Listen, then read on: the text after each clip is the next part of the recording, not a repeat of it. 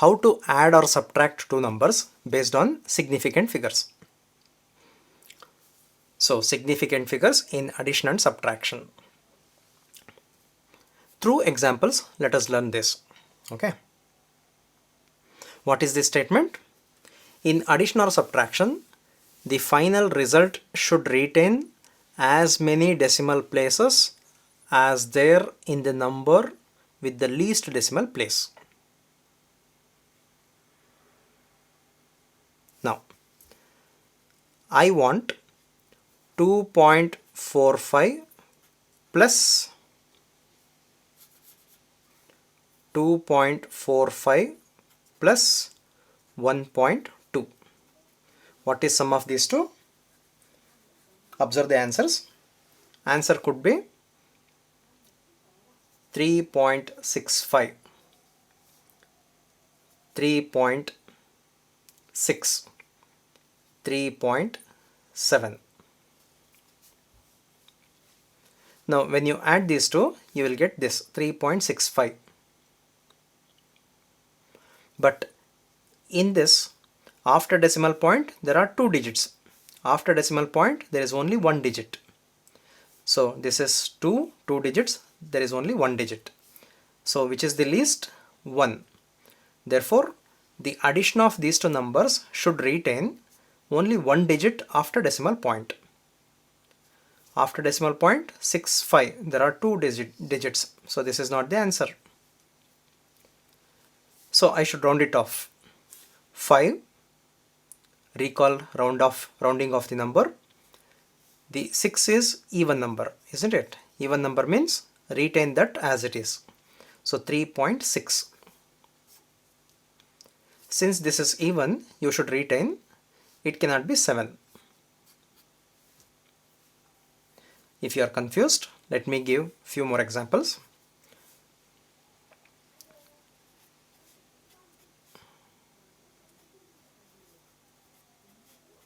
What is 35 plus 1.25? Is it 36.25? For time being, let me change this to 6. Okay. 36.3. 36. Now 35 means after decimal point there are no digits, therefore 0 digits. After decimal point there are two digits. Which is the least among these two? It is 0. So after addition of these two numbers, after decimal point there should be 0 digits. See, 28, there are two digits, not the answer. 6 is greater than 5, add 1 to the previous number, round it off, it becomes 36.3. After decimal point there is a digit. No. 3 is less than 5. Therefore, drop this 3 and make it 36. So this is the correct option.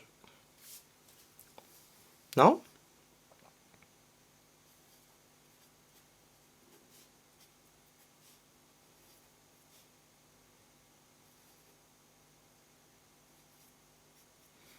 sum of these two. First add, okay. 3, 3, 2, 1, 3, 2, 5, 7, 2, 2. So primary school mathematics says just add these two. So we got this.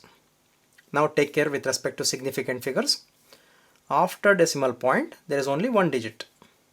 After decimal point there are two digits. Which is the least among these two? It is 1. But here after decimal point there are two digits. 3 is less than 5, therefore drop it. You should write this as 27.3. See, after decimal point there is only one digit. If I write 27, there is no digit after decimal point, but it should contain 1. Therefore this is not the answer. Even this is not the answer.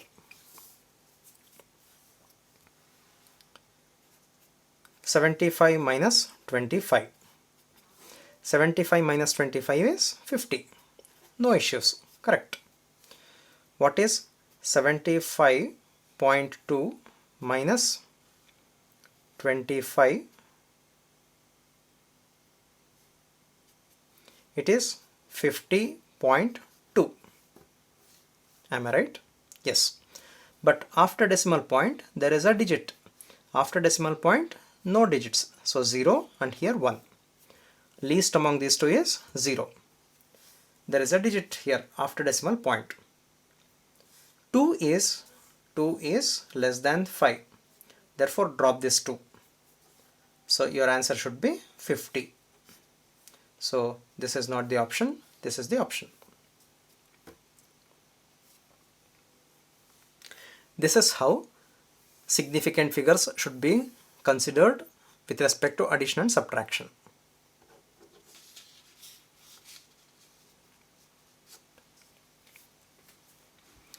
Now,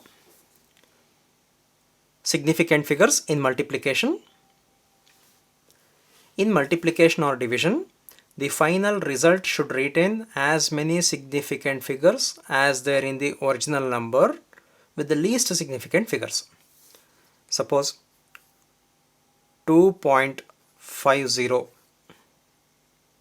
into 3. 2.50 into 3. Product of this. Let me write answers. 7.50, 7.5, 8. It is not just multiplication, arithmetic multiplication. It is multiplication with respect to significant figures. How many significant figures are there in this? All are significant. 3. There is only one significant figure, 1. Which is least among these two? 1. When you multiply these two, you will get 7.50. But this has 3 significant figures. Therefore, not the answer. 0, drop the 0. This 7.50 is still 7.5. But this has 2 significant figures. But we should consider only 1. Therefore, not the answer. 5. Previous number is odd number. So add 1 to the previous number and make it 8. See, there is only one significant figure. Therefore, this is the answer.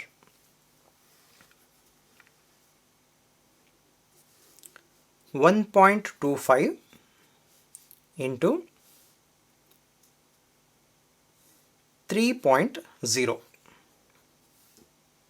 Product of these two is 3.75, 3.7, 3.8,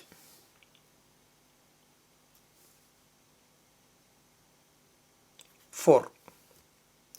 Now students, take some time and guess the correct answer. Since it is product of two numbers, consider significant figures 3, significant figures 2. Least among these two is 2. When you multiply, you'll get 3.75. But here, these are significant. There are 3. But we should get the number with 2 significant figures. Wrong answer. 7, 5. 5 previous number is odd, so add 1 to this. It should be 3.8. So this is not the correct answer. 3.8. Round it off, 8. Add 1 to the previous number and make it 4. But this has only one significant figure. But the left hand side says there should be 2 significant figures. Therefore, this is not the answer. Now, 1.111 into 3.0. Product of these two is 333.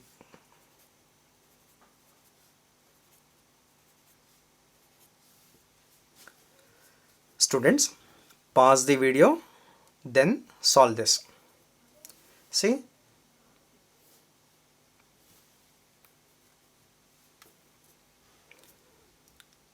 now let us solve this. 1.111 into 3.0 is this. There are 4 significant figures. There are 2 significant figures. So least among these two is 2. Product of these two is this. But this has 4 significant figures. Therefore, not the answer. There are 3 significant figures. See, 3. 3 is less than 5. Therefore, drop this 3. You'll get only 3.33. But this has 3 significant figures. Not the answer. Drop this 3. There are 2 significant figures. Yes, 2, 2. 3 is less than 5. Drop this. Consider only 3. There is only 1 significant figure. So this is the correct answer. Isn't it interesting? I am not telling you will understand this, but at least you should understand the rule and apply. Okay. In later stages you will understand why we are using such rules. Shall I give one more example? It is 2.222 into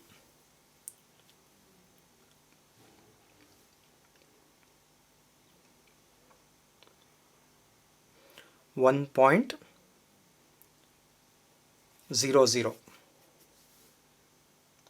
Answer.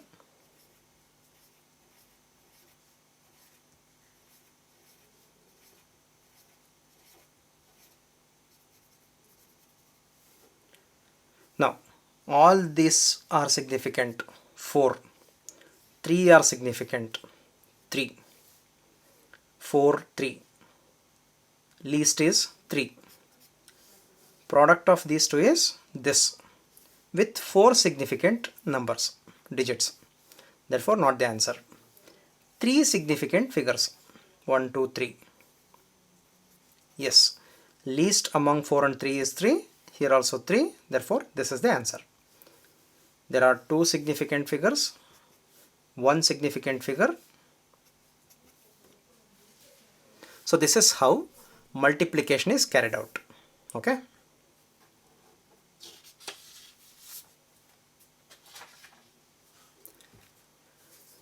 Next is accuracy and precision. Accuracy and precision. Let me explain this through a simple example.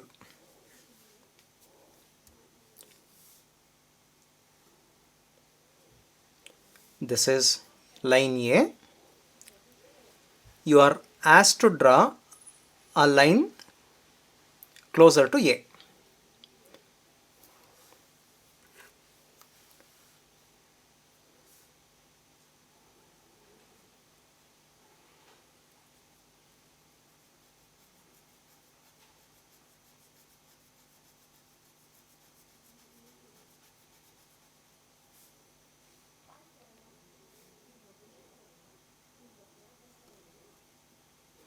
This is B, this is C. Students, understand the problem. You are asked to draw a line closer to A. If possible, a line on A. So, B will draw a line using a marker. So, this is the line. Observe the width of the line. It is bigger.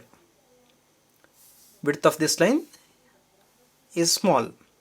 So this is a fine line. But which is more closer? B is closer to A. So we say that B is more accurate than C. B is more accurate. But C was trying to draw a line using fine tip. So that is why this is a thin line. So C is more precise. More precise means high precision instrument. Using high precision instrument, he tried to draw this. Suppose this is the target of a shooting. You have seen this, right? This is first bullet, bullet A. This is bullet B. So which is more precise? So precision is more with respect to A. A is high precision. So precision depends on the instrument, width, dimensions. So this is a fine bullet, small bullet, whereas B is a bigger bullet. That is why it has made a bigger hole. B is less precise. A is more precise. See, when I am explaining precision, I am not worried about the target. A is more precise. B is less precise. Now, which is more accurate means in the target, the bullet should hit the bullseye. So this is called the bullseye, isn't it? So this B is closer to the bullseye, nothing but center. So this is more accurate. This is less accurate. So here again B is more accurate. Accuracy depends on the person, how close it is to the actual value. Precision depends on the instrument. So precision depends on the instrument. Accuracy depends on the process, person.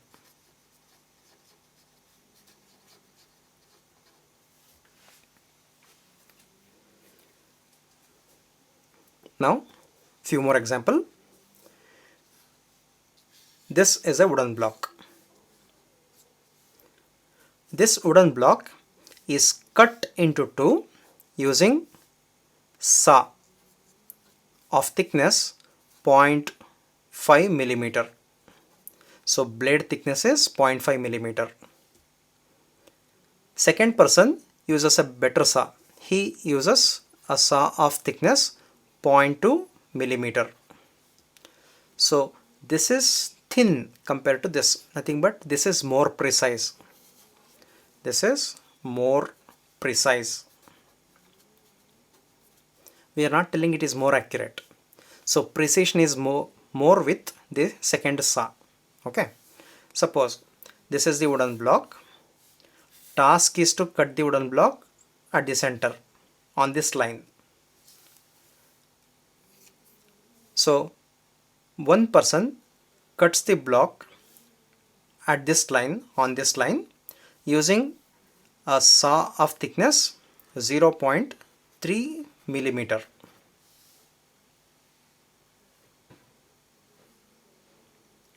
So second person tries to cut the block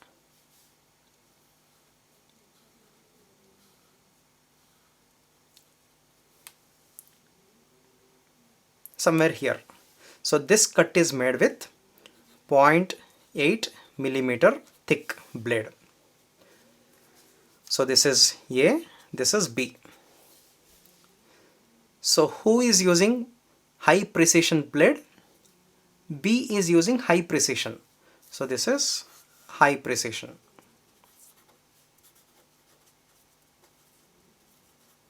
Who is more accurate? A is more accurate because A is closer to the actual line. So A is accurate.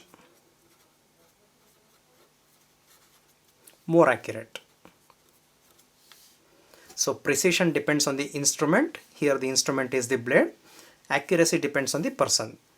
B has cut the block closer to the given line. Go through this statement. Accuracy of a measurement is a measure of how close the measured value is to the true value of the quantity. Precision of a measurement is with what resolution the quantity is measured. Precision is with what resolution the quantity is measured. Accuracy, how close it is to the true value. There are different types of errors. First one,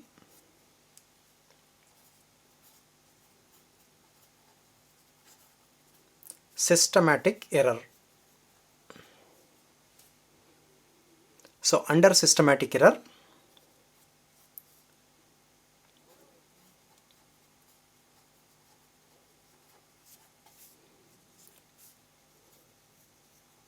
instrumental error.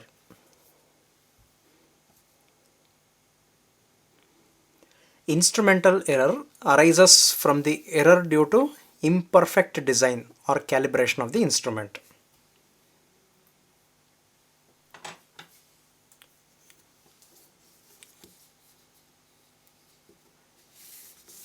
This is a scale. This is an instrument to measure length, isn't it? Suppose this length is not properly calibrated to 1 centimeter. If it is actually 1.3 centimeter is taken as 1 centimeter, then with this faulty scale, if I measure, every time I'll end up with some error. So such type of errors is called instrumental error.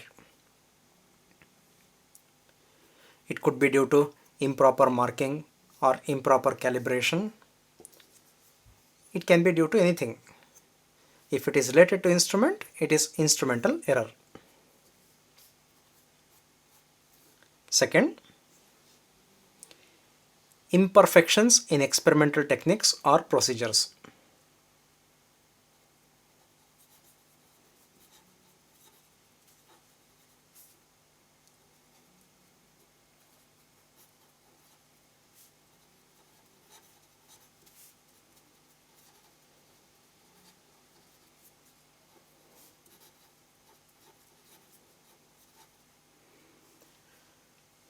This is due to incorrect way of measurement. So it is with respect to experimental technique. I want to measure length of this scale. To measure length of the scale, I am using properly calibrated instrument. Okay, everything is proper. Assume that everything is fine, correct and proper. I want to measure this length. If I keep it like this and measure, what will happen?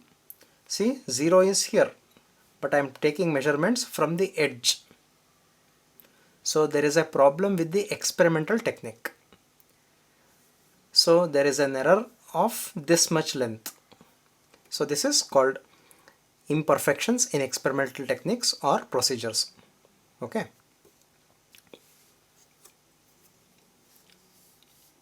Third type is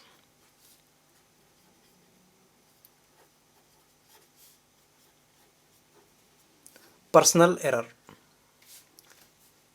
This could be due to carelessness or inadequate knowledge of the instrument or proper setting of the instrument. So I want to measure this length. I'll just keep it like this.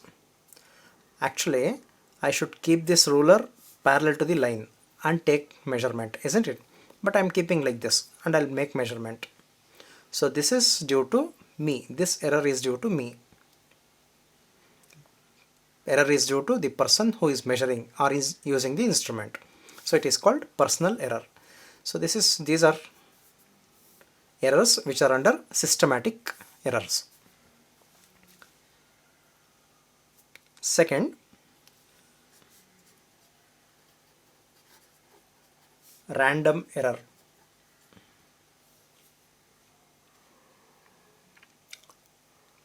This error occurs randomly in every trial of measurement. We don't know why it is so, but when every time we take measurement, because of one reason or the other reason, we get the error. So that is called random error. Third, constant error.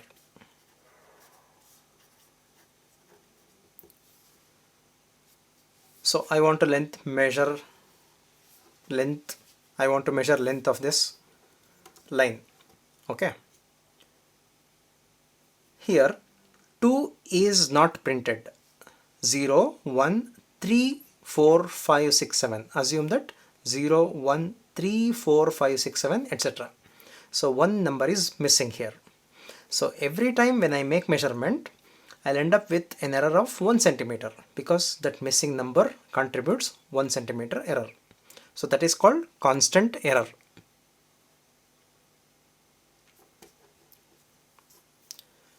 There are few other types of errors.